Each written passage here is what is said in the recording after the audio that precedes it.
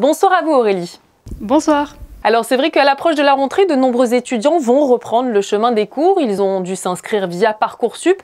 Alors est-ce que les bacheliers 2022 de la Principauté ont globalement vu leurs vœux exaucés, Aurélie? S'ils ne sont pas tous concernés par la procédure Parcoursup, puisqu'il y a quand même certaines formations, notamment pour les études à l'étranger, où les élèves sont dispensés de cette procédure et où les admissions se font un petit peu à part. Sur les 400 élèves en tout cas qui ont participé aux candidatures Parcoursup, on note que près de 98% ont reçu au moins une proposition d'admission parmi les vœux formulés. Donc ça témoigne quand même d'un accompagnement très personnalisé qu'ils ont dans les établissements avec leurs conseillers d'orientation, mais également la qualité de leur dossier scolaire qui leur permet d'accéder à des formations vraiment de qualité. Et il reste encore aujourd'hui une dizaine d'élèves en attente d'une proposition, en sachant que la phase complémentaire d'admission a démarré au mois de juin et se poursuivra jusqu'au mois de septembre.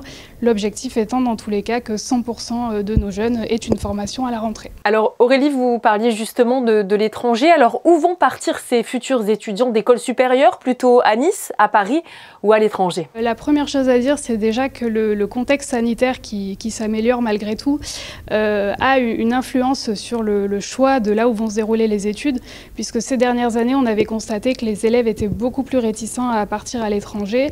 Et tout au long de l'année, dans le cadre des entretiens professionnels qu'ils ont menés avec les conseillers d'orientation, ils ont plus souvent manifesté ce souhait de partir donc au Canada, aux États-Unis, au Royaume-Uni. Donc ça montre qu'ils sont de nouveau quand même prêts à partir. Alors est-ce que certaines filières ont eu plus de succès que d'autres cette année?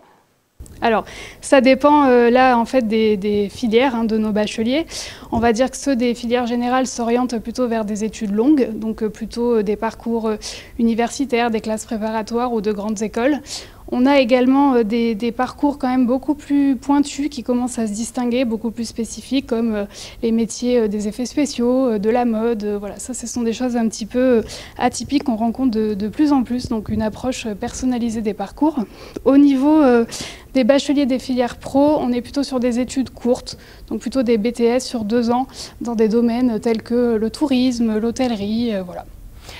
Si je comprends bien, ces dernières années, notamment ces années un petit peu marquées par la crise sanitaire, on voit un petit peu un changement de comportement dans le choix des élèves malgré tout. Il y a un autre critère aussi qui peut rentrer en compte, c'est l'aspect financier des études, parce que forcément partir à l'étranger, ça a un coût.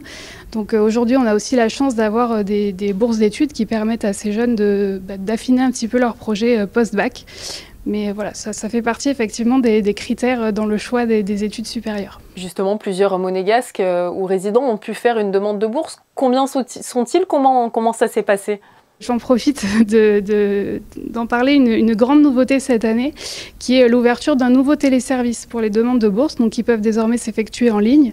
Donc vous parliez des monégasques et des résidents, mais les dépendants d'un agent de l'État ou de la commune peuvent également être concernés. Donc j'invite dans tous les cas les étudiants à consulter le site du gouvernement princier. Ils retrouveront beaucoup d'informations pour vérifier notamment s'ils sont éligibles à une bourse d'études et également utiliser le module de simulation en ligne qui leur permet de pouvoir un petit peu voir, d'estimer le montant de la bourse qui pourrait leur être attribuée dans le cadre de leurs études.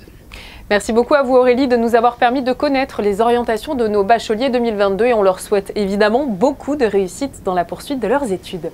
Tout à fait, merci à vous.